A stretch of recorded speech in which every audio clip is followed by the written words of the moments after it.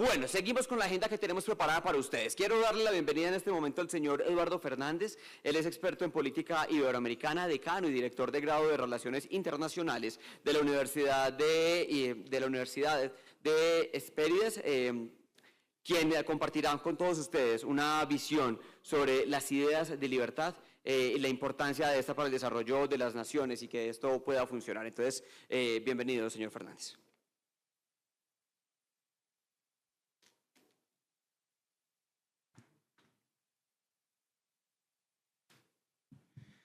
Muy bien, pues muchas gracias. Siempre la gente se confunde con el nombre de la Universidad de las Hespérides, pero bueno, es algo bueno. Me gustaría, en primer lugar, agradecer la invitación para participar en esta cumbre, porque la verdad es un verdadero placer. Y bueno, ser parte de este debate y de esta conversación que de forma muy atrevida pues ha sacado adelante el Instituto de Ciencia Política Hernán Echavarría Olózaga. Mi presentación, que la voy a cronometrar para ser respetuoso con todos ustedes, es un ejercicio un poco general y es un ejercicio que después de la intensidad que hemos tenido en la mañana, pues espero, en cierto sentido, contribuir a reforzar lo que ha señalado el director del Instituto de Ciencia Política, Carlos Augusto Chacón. Hay que hacerse una pregunta que es importante y es, claro, la pobreza es una cuestión desafortunadamente natural y lo que deberíamos explicar es qué genera la riqueza, qué condiciones, qué tipo de normas, qué actitudes morales también contribuyen a la generación de riqueza y a la superación de la pobreza. Porque la gran pregunta es esa, ¿no? La gran pregunta es cómo salir de una situación de pobreza y cómo, en cierto sentido, se puede, como persona, pero también como sociedad, transitar hacia el sendero del desarrollo. Mi director de tesis, en su momento, en la Universidad de Santiago de Compostela, que era Miguel Anxo Bastos Boubeta, una persona así muy gallega y tal, siempre nos decía en clase, son tres las palabras: capitalismo, ahorro y trabajo duro. Y esas tres cuestiones, capitalismo, ahorro y trabajo duro, pues son cuestiones que importan y que efectivamente pues muchas veces tenemos y llevamos con nosotros.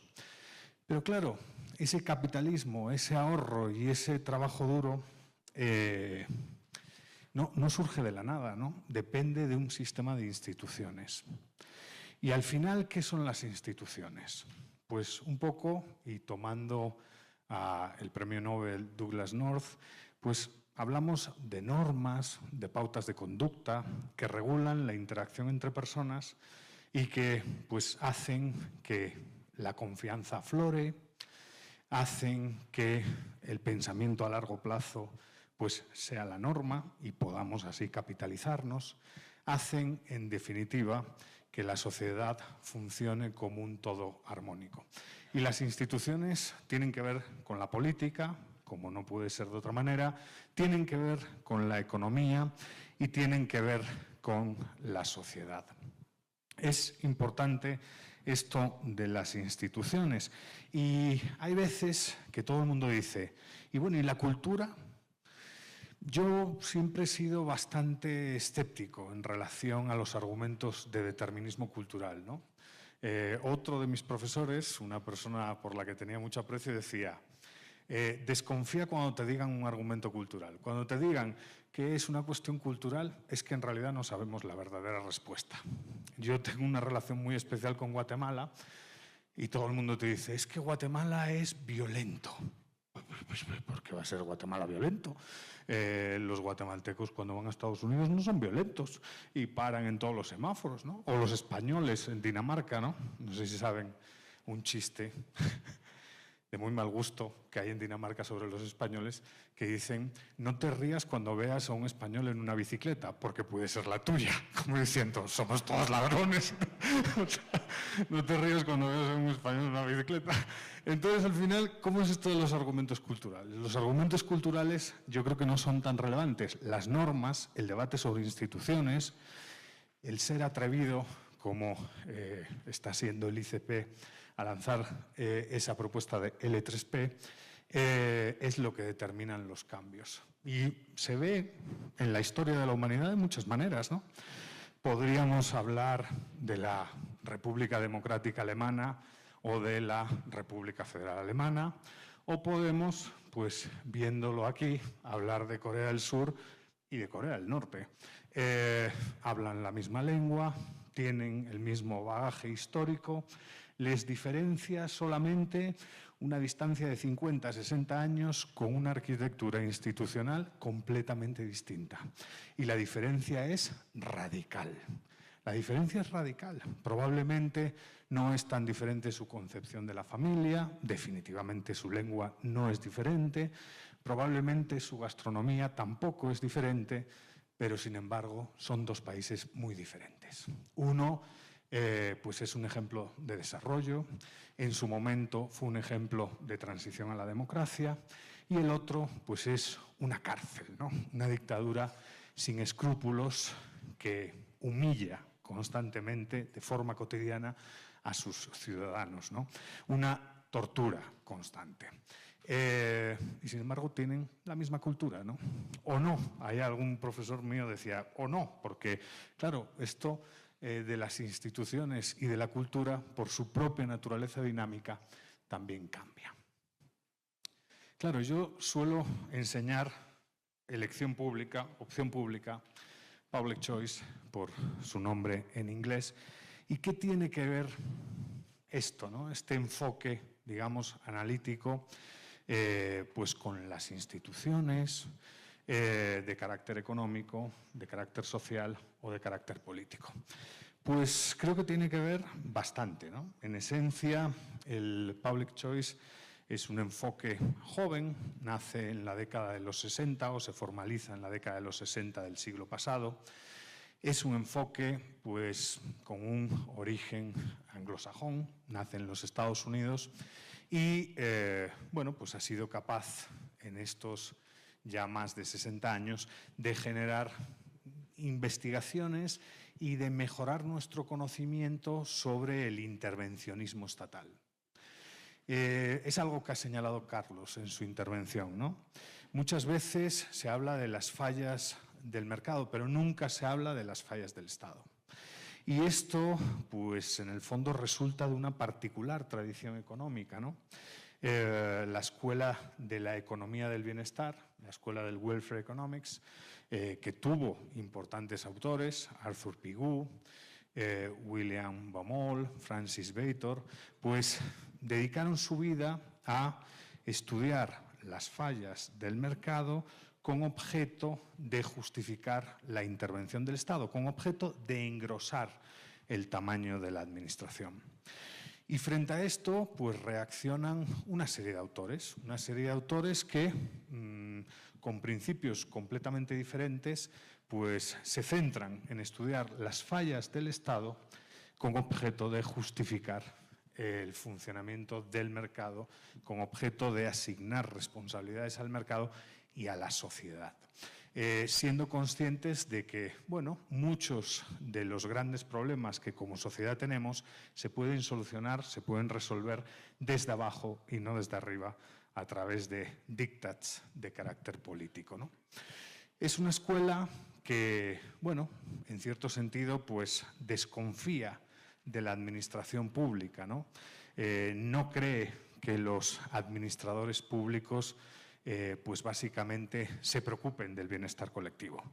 Es una escuela que piensa que básicamente la administración pública se preocupa en esencia de dos cosas: maximizar presupuestos, que creo que ha quedado claro fruto de la exposición de Carlos anteriormente, y maximizar permanencia. Pero es una escuela que también desconfía de la política y que también desconfía, a veces esto en tono cómico, de los abogados. Aunque bueno, es lógico desconfiar de un abogado. O sea, es terriblemente racional. Pero el hecho es que cuando se trata de conocer el funcionamiento del Estado, la evolución del Estado y, en cierto sentido, cómo los Estados han crecido y engrosado sus presupuestos y sus recursos humanos, es un buen enfoque, es un enfoque útil. Claro, es bastante difícil, pues, resumir todos los aportes, ¿no? Aquí tienen varios autores, pues estos dos señorones así de la izquierda, que son caballeros. Bueno, el de arriba fue Premio Nobel de Economía, James Buchanan y Gordon Tullock, para muchos son los fundadores, pero bueno, tengo gran amistad con el profesor Randall Holcomb y con Randy Simmons, también los puse ahí. Pero a la hora de quizás resumir los aportes de esta escuela, pues a mí siempre se me ocurren tres aportes, ¿no? La teoría de la captura regulatoria, la teoría del polizón o del free riding y la búsqueda de rentas. Claro, son tres aportes que tienen que ver con la interacción que de forma inevitable existe entre sector privado y sector público, porque al final pues cohabitamos, ¿no? Nos toca cohabitar. Y muchas veces esa cohabitación pues implica problemas para la sociedad. Generalmente el origen siempre es el mismo, el origen siempre es el poder, ¿no? Lord Acton decía que el poder corrompe y el poder absoluto corrompe de forma absoluta. Entonces, al final, muchas veces, en estados que se dicen proveedores de servicios, en estados que se asignan pues muchas funciones, se producen dinámicas que son peligrosas. Son peligrosas incluso a largo plazo para aquellos que a priori se benefician. Pero la escuela, a través de esas tres líneas de acción y del estudio de casos, pues va descubriendo cómo muchas veces los grupos de presión de un carácter y otro y la interacción que dichos grupos tienen con el Estado, pues perjudican a la única mayoría desorganizada que existe, que somos los votantes, la ciudadanía, la mayoría desorganizada. Y es que si se fijan, todo el proceso político está, en cierto sentido, coordinado a través de minorías organizadas. Los políticos son minorías organizadas. Con todo el respeto hacia los políticos de la sala, porque yo trabajé en consultoría política muchos años, los políticos que quieren maximizar votos. Y en ese proceso de maximización de votos, pues evidentemente participan de una batalla de ideas. Pero son una minoría organizada. La administración pública también es una minoría organizada. Y los grupos de presión también son minorías organizadas. ¿Quién resta? Pues los votantes. ¿Y quiénes somos los votantes? Pues la gran mayoría desorganizada. Hay esfuerzos por organizarnos y, de hecho, ahí está esa noción de institución intermedia que es la sociedad civil. Y para mí la verdadera sociedad civil, esto me ha generado algún que otro problema, pero bueno, voy a decirlo. No estamos en confianza porque no los conozco, pero no pasa nada. Para mí la verdadera sociedad civil es la que es independiente financieramente del Estado. No se puede ser un contrapeso al Estado y al poder político si no se es independiente financieramente del Estado. Yo he participado a lo largo de mi vida profesional en think tanks con financiación pública, porque pertenecían a partidos políticos. Fui subdirector de la Fundación Disenso, que pertenece al partido político Vox. Trabajé en su momento con el presidente José María Aznar en FAES, que es otra fundación. Pero lo cierto es que la verdadera sociedad civil es independiente financieramente del Estado. Eso no significa que no tenga que haber otro tipo de fundaciones, pero la verdadera sociedad civil es la independiente. ¿Por qué? Porque si no somos independientes, la propia noción de dependencia a largo plazo te esclaviza. te arrodilla ante el tomador de decisión y no hace que de verdad pues des la batalla. Pero eso no significa que el resto de organizaciones no sean necesarias. Esto no es una cuestión ni ideológica, ni de izquierdas, ni de derechas. O sea, esto es una cuestión que dicho enfoque analítico, pues a través del estudio de casos, ha ido descubriendo, ¿no? Y el fenómeno, que es un fenómeno para mí peligroso, es el de la búsqueda de rentas. Y aquí perdonen por la diapositiva, es la típica cosa así anglosajona, pero pone compañía, no tiene por qué ser una empresa o una compañía, podría ser un sindicato, podría ser una organización no gubernamental, pero el hecho es que la búsqueda de rentas es un fenómeno peligroso. Es esa minoría organizada que intenta, saliendo de la competencia, fuera del mercado, saliendo un poco de la ley, de la competencia, al margen de la ley, obtener un privilegio de carácter político. Y claro, cuando eso tiene lugar, es bastante difícil reflexionar sobre estas cuestiones. Cuando eso tiene lugar, pues la igualdad ante la ley, que todos sabemos que es un ideal aspiracional y que en ningún país hay una igualdad ante la ley perfecta, pero hay países en los cuales la aspiración está más cerca y hay países en los cuales la aspiración está más lejos.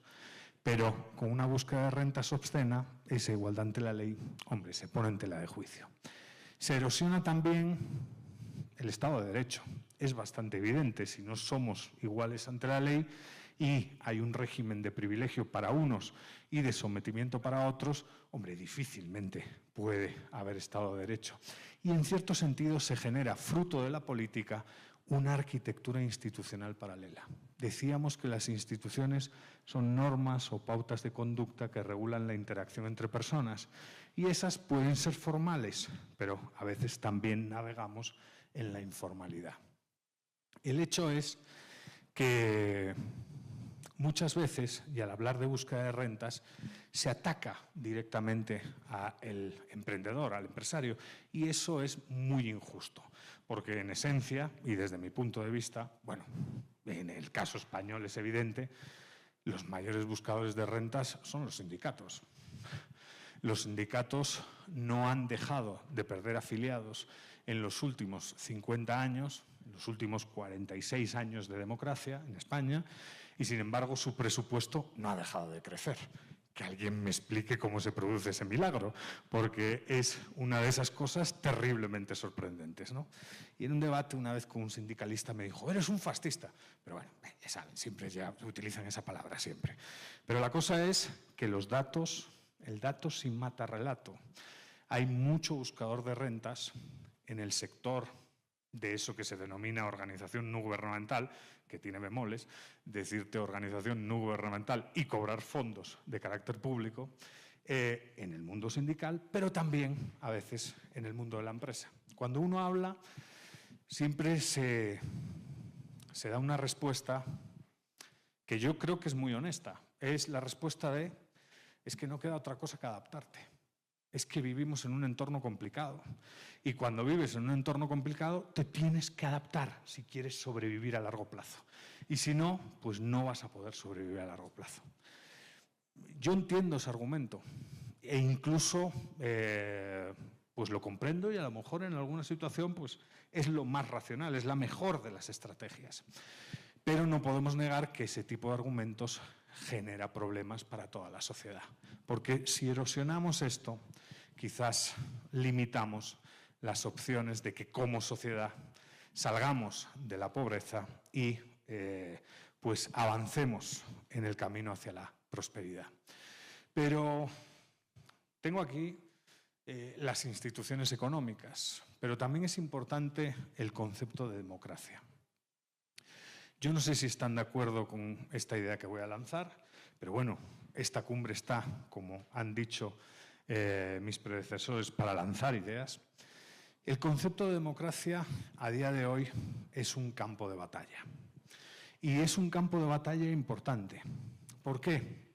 Porque la noción de democracia está cambiando a lo largo del tiempo.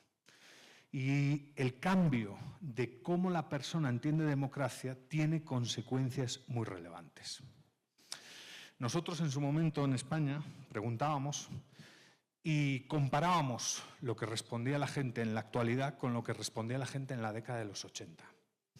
En la década de los 80 la gente asociaba democracia a libertad de expresión, asociaba democracia a libertad de asociación, libertad de conciencia, libertad de movimiento. En la actualidad la gente asocia democracia a poder de la mayoría. Tenemos un problema. ¿Por qué? Porque claro, luego salen presidentes que dicen, uy, como tengo la mayoría, destrozo la división de poderes. Como tengo la mayoría, promuevo cambios constitucionales para fortalecer el Ejecutivo. Como tengo la mayoría, pues le falto el respeto a los jueces. Algunos de esos presidentes pues construyen literalmente arquitecturas mafiosas. No voy a decir el nombre del mío, pues no vaya a ser que me demande luego, pero el punto es que esa dinámica democrática que solo asocia democracia a el poder de la mayoría es peligrosa, porque la democracia tiene que ser adjetivada.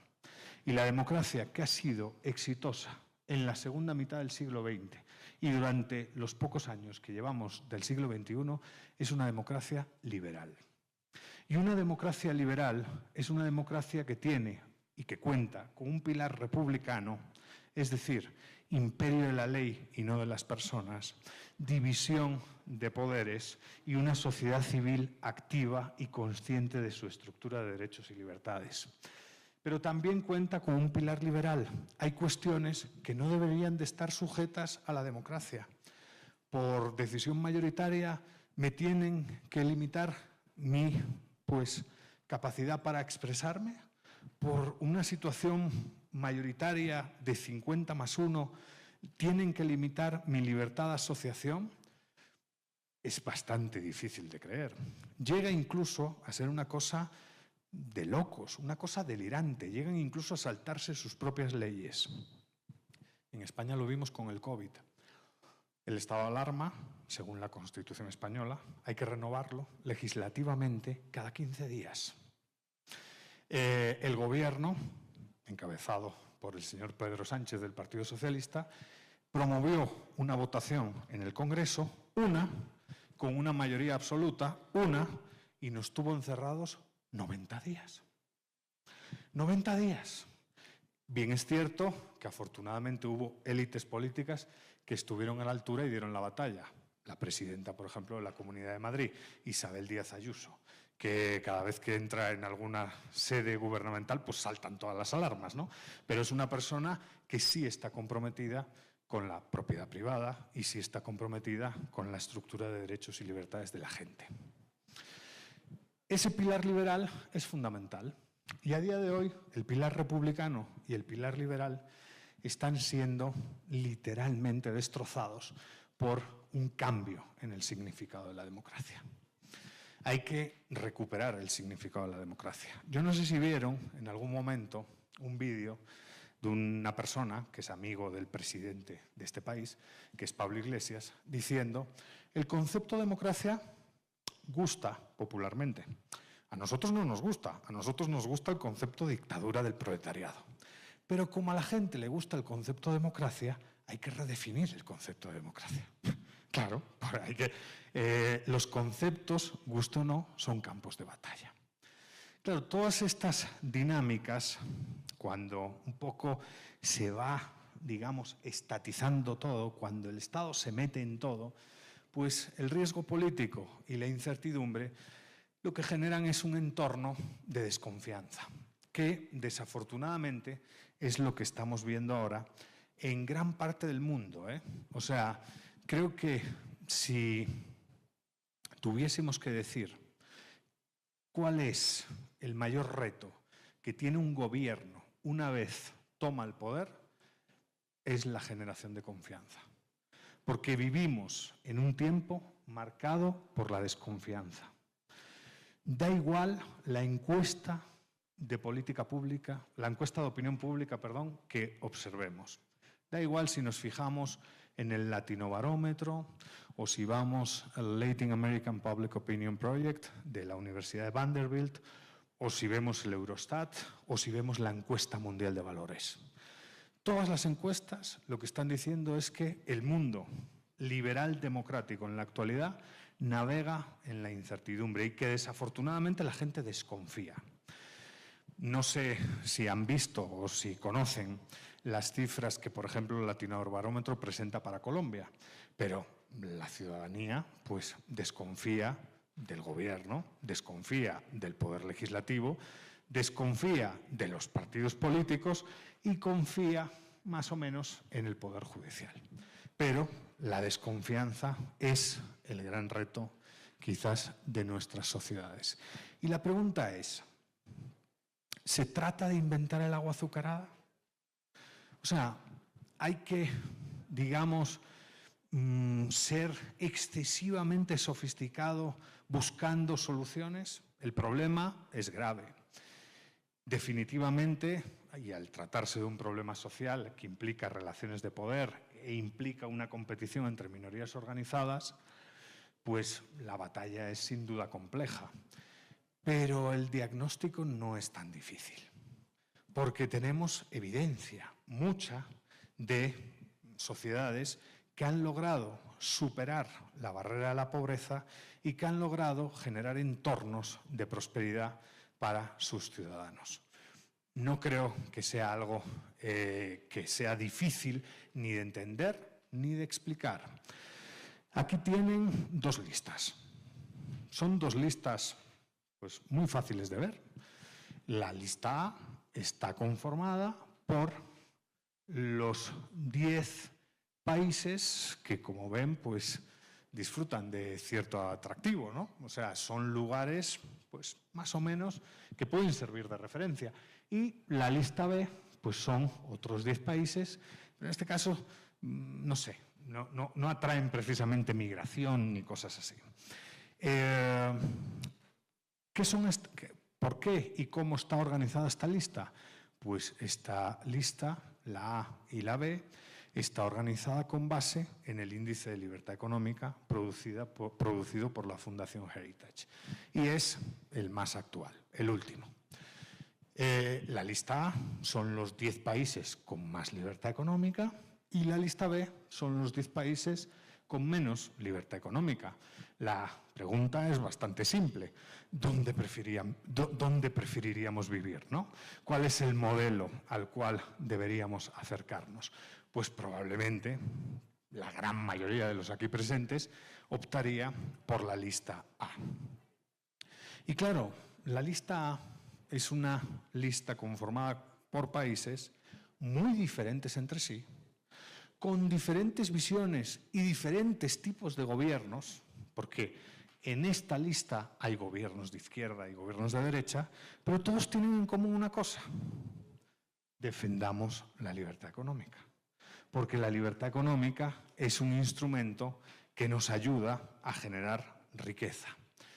¿Y solo es generación de riqueza? Pues es algo más. La libertad económica está directamente asociada, aunque muchos no lo quieran reconocer, a la calidad de vida. Más libertad económica es más calidad de vida. Más libertad económica es más renta. Más libertad económica es una mejor protección de los derechos civiles. Más libertad económica es un medio ambiente mejor protegido. Más libertad económica es menos corrupción, es menos mortalidad infantil, es menos trabajo infantil. La verdad es que si nos preocupa la calidad de vida de la gente y si nos preocupa resolver todos estos problemas, hombre, parece que la correlación con la libertad económica es más que evidente. Y muchas veces no disfrutamos ni de la pasión, porque estas cosas hay que defenderlas con pasión, ni del compromiso para articular una narrativa que convenza a amplias capas de la población, cuando los datos ya están. No es una cosa, como decía antes, muy innovadora lo que estoy presentando. La libertad económica implica muchas cosas y son cosas que van más allá de lo estrictamente material, que tienen que ver con cuestiones muchas veces morales, ¿no? Que tienen que ver con cuestiones que afectan directamente a la salud de la población, que contribuye a la construcción de una buena sociedad. Una pregunta que nos podríamos hacer es ¿dónde se encuentra Colombia? No sé si lo saben. ¿No? Pues más o menos en el índice está en el puesto 89. 89 de 160. Y estamos todos fastidiados. España también está fatal. Pero la cosa es que, claro, si nos encontramos en el puesto 89 y España en el puesto casi 70 de libertad económica, pues a lo mejor podemos responder a muchas cosas, ¿no? ¿Es culpa la situación actual de Colombia del capitalismo global? Pues no parece. ¿Es culpa del capitalismo salvaje y de que haya unos empresarios depredadores? Pues no parece. Parece que el problema, el gran problema, es ausencia de libertad económica. Y quizás si apostamos por esa libertad económica y por todo lo que la libertad económica conlleva, desregulación, una administración enfocada a lo que tiene que estar, provisión de seguridad, agilizar la provisión de justicia, facilitarle la vida al ciudadano en vez de dificultarle, pues podemos saltar de una situación de cierto estancamiento a ese sendero de la prosperidad por el que todos queremos de una forma u otra transitar. Como llevo más de 30 minutos y me imagino que ya quieren tomar café y descansar, aquí lo dejo. Muchas gracias y hasta la próxima.